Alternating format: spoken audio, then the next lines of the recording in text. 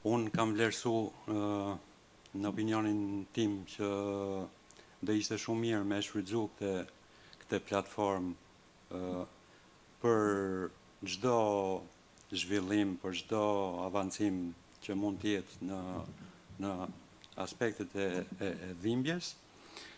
Edhe e pa shumë të arsyeshme që të prezantoj me ju sot manualin e fundit të IAPC-s të 2025-s. Një manual për mbi medikamentet esenciale që përdoren kujdesin paliativ. IAPC-ja është International Association for Hospice and Palliative Care, është një ndër organizatat mbar botërore, pra në nivel global, ndër më të fuqishmet dhe impaktet më të mëdha në gjithë zhvillimet e kujdesit paliativ apo të hospicit, apo të end of life-it, siç mund ta gjeni në terma të ndryshme në literaturë. Kjo është një disiplinë që është zhvilluar vitet e vona, dekadat e vona, edhe në Evropën perëndimore, në Amerikë apo tjetër kund, në vendet e zhvilluara i ka fillesat 6-7 dekadat e fundit, dhe përpasoj në vendet në zhvillim apo edhe në vendin tonë në Shqipëri, mund të flasim që zhvillimet e kësaj fushë, kësaj disipline kanë qenë 20-30 vitet e fundit. Me aq avancë, me aq zhvillime sa kanë qenë të mundura. Kujdesi paliativ ka në fokus tyre pacient shpesh herë me tumore, me smundje malinje, por jo vetëm me smundjet malinje, edhe shumë patologji tjera, cilat çojnë në limitimin e jetës pacientëve, shumë insuficienca organore të rënda, apo smundje degenerative tjera, po në stade të avancuara, në stade të rënda. Dhe gjithë ky target popullate me të tilla patologji që shkojnë për nga fundi i jetës, për gjatë trajektoreve të smundjeve të tyre, normalisht që na shprejnë shumë herë dhimbje. Dhe si e shohim këtë dhimbje, e shohim në shifra goxha të larta.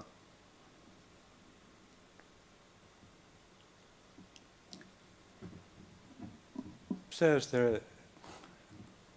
e rëndësishme?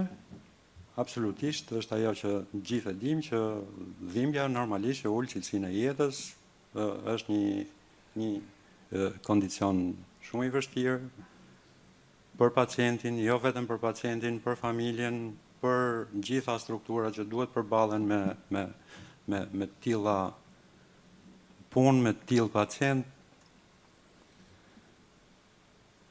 Pra në thelb të saj është shumë thelbësor në kujdesin paliativ, po jo vetëm kujdesin paliativ. Ajo çfarë duhet theksu është që tashmë në këto ditë, me këto zhvillime që janë të mjekësisë, kërkon një qasje të strukturuar. Normalisht do ishte shumë mirë që të ketë një qasje interdisiplinare, pra ka avancuar dhe i çik koncepti nga multidisiplinare në interdisiplinare, për mënyrën se si realizohen ekipet, se si ofrojnë, se si e japin këtë shërbim, dhe duke u qas gjithnjë siç ajo thirrët tashmë dhimbja totale. Incidencën e dhimbjes në këtë grup popullat ne shohim nga 65 në 70%, kështu që edhe këtyre ekipeve që merren në të tillë punë i duhet në angazhim goxha i madh, duhen burime, duhen dije, duhen të gjitha.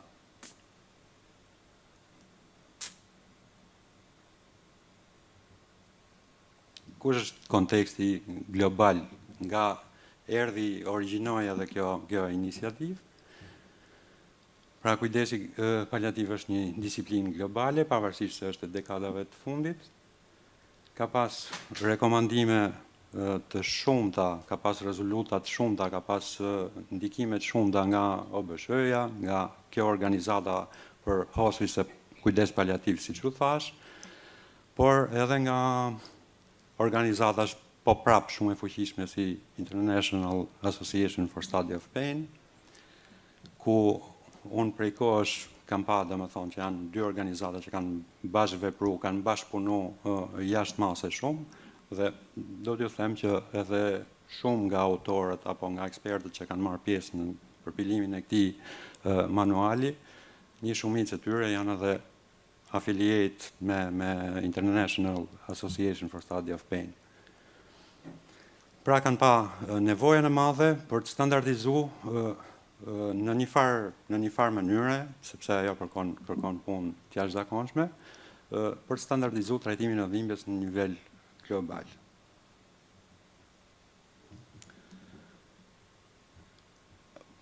Pra, ju thash që është një manual ndërkombëtar për barnat esenciale në trajtimin barnat esenciale për kujdesin paliativ, por një pjesë shumë të rëndësishme më poshtë do e shohim, e zënë barnat për trajtimin e dhimbjes.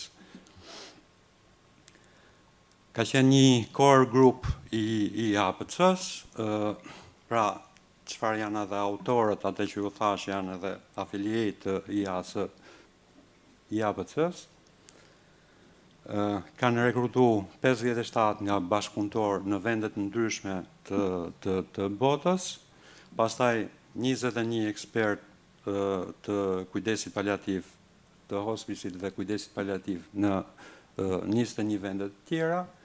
Ka pas një proces konsensual, por realisht ka qenë një punë goxha e madhe, e cila ka marrë edhe kohë mjaft mbi 2 vjeçare si proces.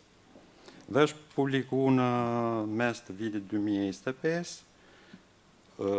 u publiku manuali dhe u përgatit dhe një aplikacion më vonë që doli nga nëntori 2025, dhe shohim më poshtë.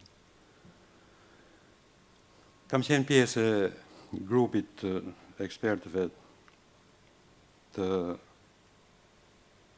punës procesit që u bë mbi këtë manual.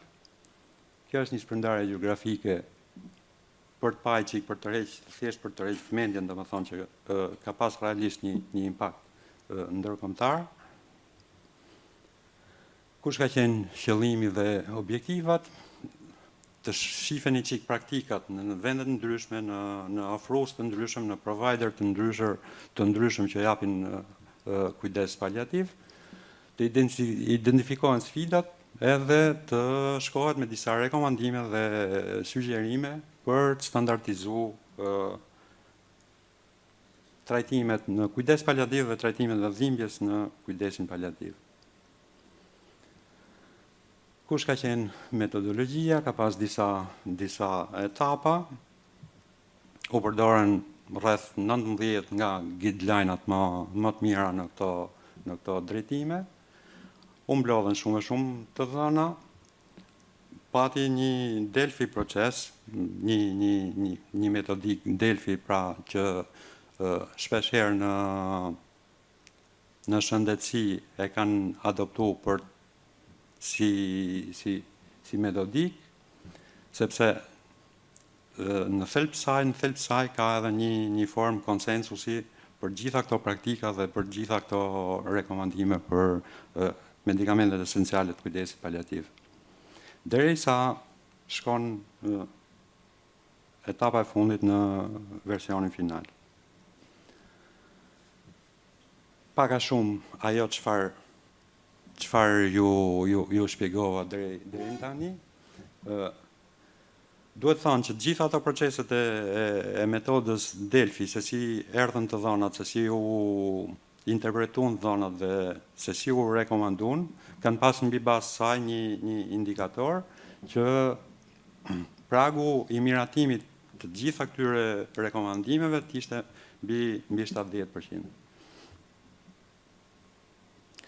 U bë rishikimi përfundimtar nga ekspert ndërkombëtar për sigurinë e efektivitetit medikamenteve, por realisht do të çonte në një sigurim edhe më të rritur të pacientëve.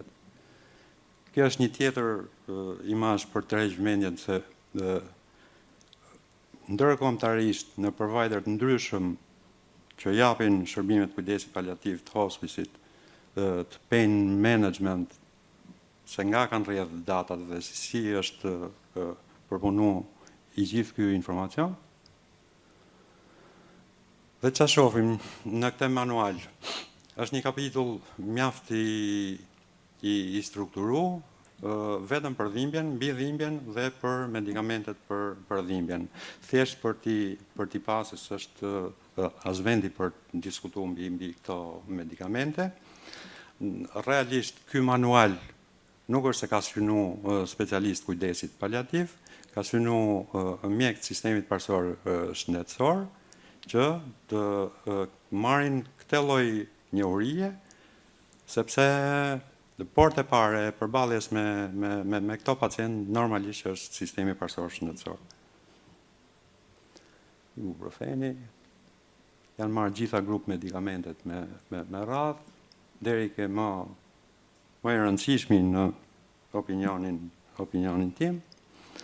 Çfarë duhet thonë që është përfshi, sepse në listat esenciale që ka propozu OBSH-ja, JAPC-ja, apo edhe një Lancet Commission goxha i rëndësishëm, nuk ka qenë përfshi tramadoli, por në këtë manual është përfshi edhe tramadoli, sepse tramadoli është një medikament që shumë t'i është përdor në vendet në zhvillim.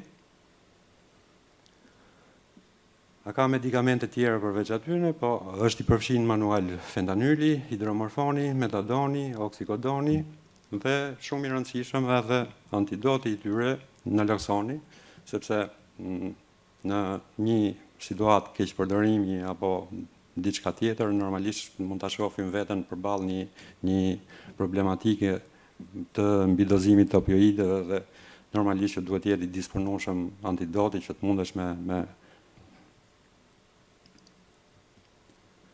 çfarë u arrit si në përgjithësi, çon për nga trajtime më të individualizuara për pacientët, por kur rekomandohen fuqishëm nga OBSH-ja, nga këto organizata prestigjioze, normalisht edhe sistemeve shëndetësore duhet i dalë një çik përgjegjësi, domethënë që të rrisin aksesin apo të rrisin numrin e medikamenteve që të jenë disponueshme apo edhe më mirë që të jenë të rimbursueshme për pacientët nevojë të kujdesit paliativ dhe të hospicit.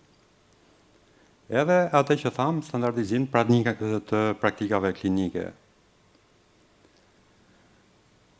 Adaptimi mund të jetë realisht sipas vendeve në varësi të burimeve që kanë. Çfarë mund të çojë kjo? Mund të çojë absolutisht në përmirësim të menaxhimit të dhimbjes. Kush janë sfida reale, kufizimet ekonomike, normalisht, edhe shumë dallime kulturore, po të hyjmë thellë në vendet ndryshme, në pjesë ndryshme të botës, mund t'i shohim shumë herë. A ka mungesë burimesh njerëzore, ka mungesë trajnimi, po plot, për ne thash dhe theksova që edhe në tilla platforma është një oportunitet shumë i mirë për të theksuar në disa gjëra në funksion të trajtimit të dhimbjes.